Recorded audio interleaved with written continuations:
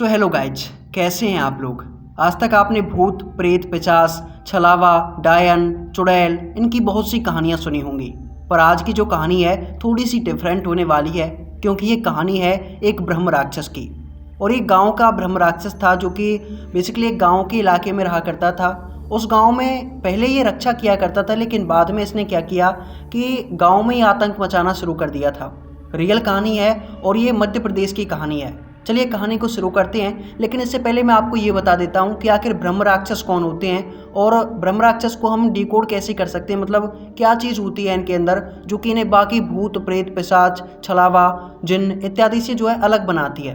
तो देखिए, सबसे पहले मैं आपको बताता हूँ ब्रह्म राक्षस के बारे में। देखिए, ब्रह्म राक्षस आप इसको एक तरह से भूत की कैटेगरी में रख सकते हो, लेकिन भूत जो होते हैं भूत प्रेत पिशाच जिन्न छलावा इनसे काफ़ी ज़्यादा ताकतवर होता है एक ब्रह्म राक्षस। और ब्रह्म राक्षस बुरे भी होते हैं अच्छे भी होते हैं, उनके ऊपर है कि उनका मूड कैसा है, वो आपको कैसे ट्रीट कर रहे हैं। देखिए, इनकी शक्तियों के बारे में आपको मैं थोड़ा सा बता देता हूँ। देखिए, ब्रह्म राक्षस बनते कब हैं, जैसे कि कोई विद्वान पंडित है, उसको सभी वेदों का ज्ञान है, सभी मंत्रों का ज्ञान है, लेकिन उसने बुरे कर्म भी किए हैं अपनी ज़िंदगी में, मतलब अच्छे कर्म भी करता था और बुरे कर्म भी उसने कर दिए, या फिर उससे भूलवश कोई बुरा कर्म हो गया, तो उसके बाद जो उसको योनि मिलती है वो मिलती है ब्रह्म राक्षस की।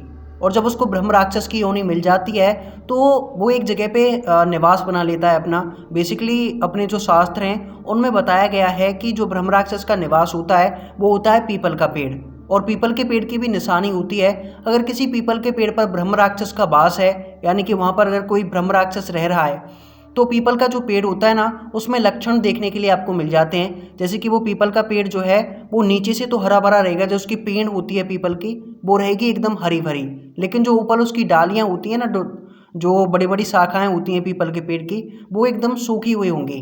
तो अगर ऐसा कोई पेड़ होता है तो वहाँ पर दावा नहीं है कि ब्रह्म राक्षस है, लेकिन ऐसे ही पेड़ पर ब्रह्म राक्षस निवास करते हैं, पाए जा सकते हैं। तो और एक और वर्णन मिलता है, अगर किसी पीपल का पेड़ ऊपर से हरा भरा है और नीचे से सूखा हुआ है तो इसका मतलब है उस पीपल के पेड़ पर ब्रह्मदेव का वास है। जो ब्रह्मदेव हैं ब्रह्मा, लॉर्ड ब्रह्मा, उनका वास उस पीपल के पेड़ पर माना जाता है। लेकिन अगर ऊपर से वो पेड़ सूखा हुआ है बिल्कुल, नीचे से हरा भरा है, तो उस पर ब्रह्म राक्षस हो सकता है। और ऐसे ही पेड़ों पर जो पीपल के पेड़ होते हैं उन पे ब्रह्म राक्षस निवास करते हैं। देखिए, अगर शक्तियों की बात की जाए ब्रह्म राक्षस की, तो ब्रह्म राक्षस एक ऐसा बोल सकते हो भूतों की कैटेगरी में एक ऐसी चीज़ है जो कि मंदिरों के अंदर भी प्रवेश कर सकती है। यानी कि आमतौर पर जो भूत प्रेत पिशाच होते हैं वो मंदिरों के अंदर प्रवेश नहीं कर सकते, लेकिन ब्रह्म राक्षस मंदिर के अंदर आ भी सकता है, आपको पजेस भी कर सकता है और आपको मार भी सकता है। ब्रह्म राक्षस के अंदर इतनी कैटेगरीज मतलब क्वालिटी होती है। और एक बात और है, जैसे कि अगर आप गायत्री मंत्र बोलते हो, अपन जो बोलते हैं ना भूतों को भगाने के लिए, तो अगर आप गायत्री मंत्र बोलते हो तो आपसे अच्छी आवाज़ में, आपसे अच्छे उच्चारण के साथ ब्रह्म राक्षस उस मंत्र को बोल सकता है। भगवत गीता को बोल सकता है, हनुमान चालीसा को बोल सकता है, मतलब जो भी जो मंत्र है ना संस्कृत के जो कि हम भूतों को भगाने के लिए इस्तेमाल करते हैं, वो सभी ब्रह्म राक्षस को खुद से आते हैं आपके साथ। जैसे आप ब्रह्म राक्षस को भगाना चाहते हो और इन मंत्रों का यूज करके आप उसको भगाओगे तो भागेगा तो वो नहीं, लेकिन जो आपने मंत्र में गलती की होगी ना उच्चारण में, उसको भी सही करके आपको वो बता सकता है। इतने ज़्यादा विद्वान होते हैं ब्रह्म राक्षस। अब ब्रह्म राक्षस अच्छे भी होते हैं बुरे भी होते हैं। चलिए कहानी के बारे में बताते हैं कि कहानी क्या है और ब्रह्म राक्षस आखिर क्यों क्रोधित हो जाते हैं, क्यों ये अच्छे स्वभाव में रहते हैं और इनका जो फंडा है बेसिकली वो होता क्या है। तो चलिए कहानी को स्टार्ट करते हैं और आपको बताते हैं ब्रह्म राक्षस के बारे में। लेकिन इससे पहले वीडियो को लाइक कर दीजिए, चैनल को सब्सक्राइब कर दीजिए, और अगर किसी को हॉरर स्टोरी सुनना पसंद है तो उसके साथ शेयर जरूर करना है यार। चलिए स्टार्ट करते हैं। तो बेसिकली कहानी की शुरुआत होती है मध्य प्रदेश के एक छोटे से गाँव से। इस गाँव में एक ब्राह्मण परिवार रहा करता था। पंडित जी के 2 बेटे थे। जो बड़ा बेटा था वो इंडियन आर्मी में लग चुका था, यानी कि उसकी जॉब लग गई थी इंडियन आर्मी में। तो धीरे धीरे जो ये परिवार था इसकी आर्थिक स्थिति ठीक होने लगी। जब आर्थिक स्थिति ठीक हुई तो पंडित जी ने सोचा यार गांव में एक घर लेना चाहिए।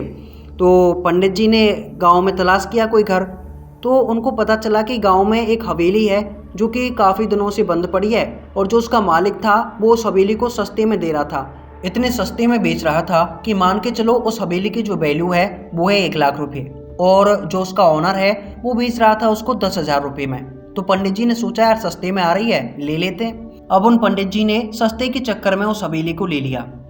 तो होता क्या है कि वो पंडित जी 1 से 1.5 महीने के बाद उस हवेली में आते हैं रहने के लिए। और जब किसी भी घर में रहा जाता है तो हिंदू धर्म में पहले घर की शुद्धि करवाई जाती है, उसमें हवन करवाया जाता है। तो हवन करवाने के लिए उन्होंने अपने गांव के पुजारी को बुलाया जो कि हवन वगैरह करते हैं। तो जब वो पुजारी वहाँ पे आए और जब हवन चल रहा था तो जैसे जैसे वो पुजारी मंत्रों का उच्चारण कर रहे थे तो घर में मंत्रों का उच्चारण कोई और भी कर रहा था। यानी कि जो लोग थे उनको लग रहा था कि एक नहीं बल्कि 2 इंसान हैं जो कि मंत्रों को बोल रहे हैं। और जो पुजारी जी बोल रहे थे ना मंत्रों को, उन्होंने खुद ये महसूस किया कि यार मेरे साथ साथ कोई मंत्रों को रिपीट कर रहा है। तो उन पुजारी जी ने मंत्रों को बोलना एकदम से बंद किया, लेकिन जो दूसरी तरफ से जो आवाज़ें आ रही थीं मंत्रों की वो बंद नहीं हुई, वो उसी तरह से चलती रहीं।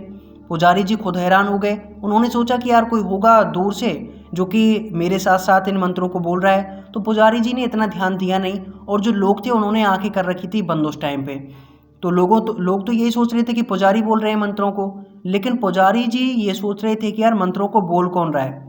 तो जैसे तैसे करके घर की शुद्धि हुई और पुजारी जी वहाँ से चले गए, जो लोग थे वो भी वहाँ से चले गए। तो पंडित जी जो थे उस घर में रहने वाले, उनको रहते रहते जैसे 7-8 दिन बीते उस घर में। तो एक दिन क्या हुआ कि जो पंडित जी थे उनकी जो बेटे की बहू थी, जो कि फौज में था बेटा, उसकी जो बहू थी वो एक दिन खाना बना रही थी।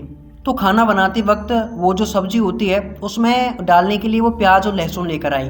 वैसे जो पंडित होते हैं वो प्याज और लहसुन नहीं खाते, पर उसने पता नहीं कैसा घर था कि पंडित जी की जो बहू थी उन्होंने प्याज लहसुन लेके आई वो, और काटना पीटना जैसे ही उसने शुरू किया प्याज लहसुन को, तभी एकदम से आवाज़ आती है पीछे से, प्याज और लहसुन नहीं बनेगा इस घर में। तो जैसे ही उस महिला ने वो आवाज़ सुनी एकदम से हैरान हो गई और पीछे इधर उधर देखने लगी कि अभी आवाज़ किसने दी थी। तो फिर उसको कुछ मिला नहीं तो उसने फिर से लहसुन प्याज को काटना शुरू किया, लेकिन फिर से वही आवाज़ आई, प्याज और लहसुन नहीं बनेगा इस घर में। और वो आवाज़ उस घर में लगभग 4 से 5 बार रिपीट हुई और आवाज़ भारी होती गई एकदम। लेकिन घर में तो कोई था नहीं, तो वो औरत एकदम से डर गई और वो घर से बाहर निकल गई। उसने वहीं पे फेंका प्याज लहसुन को और घर से बाहर निकल के चौराहे पे बैठ गई, जो उसके पास रोड था घर के बाहर, उस पे जाके बैठ गई। अब थोड़ी देर बाद पंडित जी वहाँ पे आए। पंडित जी ने कहा कि तुम बाहर क्यों बैठी हो, घर के अंदर खाना वाना नहीं बनाना क्या? तो उसने कहा कि ऐसे ऐसे हुआ है, जो उसके साथ हुआ था वो सब कुछ पंडित जी को बताया। पंडित जी ने जब पूरी बात सुनी तो पंडित जी ने कहा कि चलो ठीक है, अगर कोई कह रहा है कि नहीं बनाना है प्याज लहसुन तो मत बनाया करो। उन्होंने प्याज और लहसुन बनाना बंद कर दिया। अब इसके बाद 10 से 15 दिन हो गए, ठीक ठाक मामला चलता रहा। एक दिन जो पंडित जी का छोटा लड़का था वो गांव से बाहर कहीं पे दारू पी के, जो शराब होती है वो पी के पड़ा हुआ था आराम से। पंडित जी अपने घर पे बैठे हुए थे तो गांव का कोई आया, छोटा सा लड़का, और उसने कहा कि पंडित जी आपका जो छोटा वाला लड़का है ना वो दारू पी के नशे में धुत पड़ा हुआ है गाँव में उस जगह पे। अब पंडित जी ने जैसे ही सुना कि उसके लड़के ने दारू पी है, शराब पी है, तो एकदम से वो लाल हो गए गुस्से से। अब पंडित जी उस जगह पे गए जहाँ पे उनका लड़का शराब पी के नशे में धुत पड़ा हुआ था। पंडित जी ने पहले तो उसको कस के वहीं पे लगाए और उसके बाद उठा के उसको घर ले आए। जब पंडित जी उसको घर लाए तो शाम का टाइम हो चुका था और जो उनका लड़का था वो नशे में इतना ज़्यादा धुत हो चुका था कि वो सो गया उस जगह पे पड़ा पड़ा, मतलब उसको होश आया नहीं। तो रात हो गई। पर होता क्या है, देखिए मैं आपको एक चीज़ बताना भूल गया कि जो उनकी हवेली थी, जो पंडित जी ने घर लिया था, जो हवेली ली थी, उसके बीचों बीच में एक पीपल का पेड़ था जिसपे ब्रह्म राक्षस रहा करता था।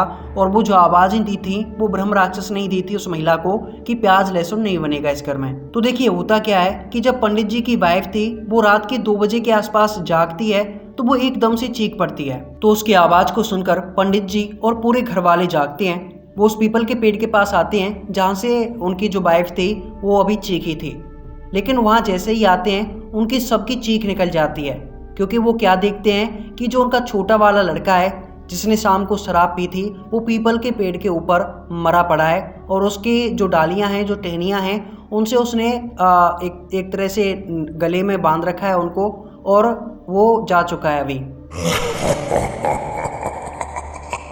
पंडित जी जब ये नज़ारा देखते हैं तो एकदम से हैरान हो जाते हैं। उनको ये समझ में नहीं आता है कि आखिर ये पीपल के पेड़ पर पहुंचा कैसे और मरा कैसे है। तो पंडित जी अगले दिन जाते हैं एक मंदिर में जहाँ पे एक तपस्वी बैठा करते थे, और रियलिटी में वो जो थे बाबा वहाँ पे बैठते थे, काफ़ी ज़्यादा विद्वान थे। तो पंडित जी जब उनके पास पहुँचे तो पंडित जी को उन बाबा ने बताया कि देखिए जो आपने हवेली ली है उस हवेली में एक ब्रह्म राक्षस का निवास है और जो पीपल का पेड़ है वहीं पे वो ब्रह्म राक्षस रहता है। सबसे पहले तो तुमने वही गलती कर दी कि तुमने उस हवेली को ले लिया। अब ले लिया तो तुम उस हवेली को छोड़कर भी नहीं जा सकते क्योंकि तुमने जो ब्रह्म राक्षस है उसको जगा दिया है और अगर उसको जगाया है तो वो अब तुम्हारे परिवार में किसी को छोड़ेगा नहीं। जब भी तुम गलती करोगे तभी तुमको मार देगा। तुम्हारे लड़के ने उसके जो उसूल थे उनके खिलाफ जाके नशा किया है, शराब पी है, तो उसने उसको मार दिया है। और तुम्हारी बहू ने एक बार प्याज लहसुन बनाने की कोशिश की थी तो उसने मना किया था, लेकिन तब भी तुमको समझ में नहीं आया कि आखिर किसकी आवाज़ थी। तुम्हें उस समय मेरे पास आ जाना चाहिए था, शायद तुम्हारा लड़का नहीं जाता और मैं उस समय ही तुम्हें बता देता इस ब्रह्म राक्षस के बारे में। तो पंडित जी ने उनसे कहा कि बाबा आप कुछ इलाज है जो हम कर सकते हैं। तो उन्होंने बताया अभी इसका कोई इलाज नहीं है, वो तुम्हारे घर में ही रहेगा और अगर तुम कुछ गलती उस घर में करते हो तो वो मार देगा तुम्हें। और ऐसा भी नहीं है कि तुम उस घर को छोड़कर कहीं पे चले जाओ क्योंकि तुमने उसको जगाया है और वो तुम्हारे साथ ही रहेगा। जहाँ पे भी तुम जाओगे वहाँ पे वो ब्रह्म राक्षस भी आएगा। अब पंडित जी ने उन बाबा से पूछा कि कोई तो इलाज होगा इसका। तो उन्होंने बताया कि ब्रह्म राक्षस एक ऐसा प्राणी होता है, एक ऐसी आत्मा होती है जिसको कोई भी देवी देवता नहीं रोक सकता। ना कोई मंत्र इसको काट सकता है, वहाँ से भगा सकता है, मार सकता है, उसका कोई मंत्र कुछ नहीं कर सकता। अगर इस ब्रह्म राक्षस से बचना है तो इसको आपको मुक्ति दिलानी होगी और इसको मुक्ति दिला सकते हैं हनुमान जी। बाबा ने बताया कि हनुमान जी जो हैं वही एक ऐसे देवता हैं जो कि ब्रह्म राक्षस को भी शांत कर सकते हैं। आगे उन बाबा ने उन पंडित जी को बताया कि आपको लगभग 21 दिनों तक हनुमान जी की पूजा करनी पड़ेगी, मंत्रों का उच्चारण करना पड़ेगा और आपको ये काम लगातार 21 दिनों तक करना है। अगर किसी भी दिन आपने ये काम छोड़ा तो समझ लीजिए कि आप उसी दिन मारे जाओगे, आपका पूरा परिवार मारा जाएगा। या तो इस काम को स्टार्ट मत करो और अगर करते हो तो तुम्हें 21 दिनों तक ये पूरी विधि करनी पड़ेगी।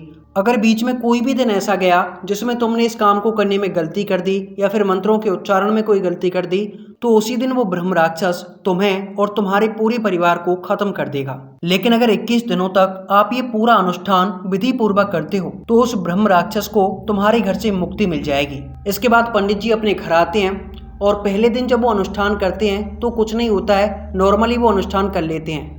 लेकिन जैसे जैसे दिन बीतते हैं और 7वां 8वां दिन प्रारंभ होता है तो उनको आवाज़ें आती हैं कि वो ब्रह्म राक्षस भी उनके पीछे से उन्हीं मंत्रों का उच्चारण कर रहा है जिनको वो पंडित जी बोल रहे थे। 20 दिनों तक पंडित जी सब कुछ करते हैं, अनुष्ठान सही चल रहा था। 21वें दिन की बात है, पंडित जी बैठे हुए थे और उन्होंने मंत्रों का उच्चारण करना प्रारंभ किया तो उनको अचानक से लगा कि उनके पीछे कोई खड़ा हुआ है और इस बार वो मंत्रों का उच्चारण नहीं कर रहा था। पंडित जी ने एकदम से पीछे मुड़कर देखा तो उनको पता लगा कि पीछे लगभग 9 फुट का इंसान है जो कि बैठा हुआ है। पंडित जी ने बाद में बताया था कि उसके सर पे 2 सींग थे, पीछे एक चोटी थी और उसका जो हुलिया था वो किसी ब्राह्मण की तरह ही था लेकिन बहुत डरावना था और शरीर उसका बहुत विशालकाय था। पंडित जी ने थोड़ी देर तक उसको देखा और उसके बाद पंडित जी बेहोश हो गए। लेकिन जब पंडित जी बेहोश पड़े थे तो उनके सपनों में वही ब्रह्म राक्षस आता है और वो उससे कहता है कि मैं मुक्त हो चुका हूँ, बस आज का अनुष्ठान बचा है, ये तुम्हें उस पीपल के पेड़ के पास बैठ के करना है जहाँ पर मेरा निवास है। वहाँ पर तुम इस अनुष्ठान को करना, मैं भी मंत्रों का उच्चारण करूँगा, अपने गाँव वालों को बुला लेना, सभी एक साथ मंत्रों का उच्चारण करेंगे। किसी को भी मुझसे डरने की ज़रूरत नहीं है, जिस कारण मैं यहाँ पे फंसा हुआ था मैं अब मुक्त होने वाला हूँ। बस आज का अनुष्ठान है, ये आप आराम से कर लेना। और इसके बाद पंडित जी को जब होश आता है तो वो अपने गांव वालों को इकट्ठा करते हैं, अपनी जो पूजन की सामग्री थी उसको उस पीपल के पेड़ के पास लगाते हैं और जब वो अनुष्ठान प्रारंभ करते हैं और मंत्रों का उच्चारण करते हैं तो उनके मंत्रों के साथ उस ब्रह्म राक्षस के बोलने की आवाज़ें भी आती हैं और इस बार उनकी आवाज़ें पूरा गाँव सुन रहा होता है। लेकिन इस बार उस ब्रह्म राक्षस से कोई नहीं डरता और जब मंत्रों का उच्चारण पूर्ण होता है तो एकदम से वो पीपल का पेड़ फटता है और उस पेड़ से एक धुआं निकलता है और इसके बाद वो ब्रह्म राक्षस उस पीपल के पेड़ से और उस घर से हमेशा के लिए मुक्त हो गया।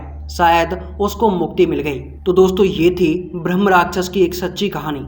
अगर आप ऐसी ही वीडियोस देखना पसंद करते हैं और हॉरर स्टोरी सुनने में आपको इंटरेस्ट है तो आप इस चैनल को सब्सक्राइब कर सकते हैं और देखते रहिए बैक हॉरर।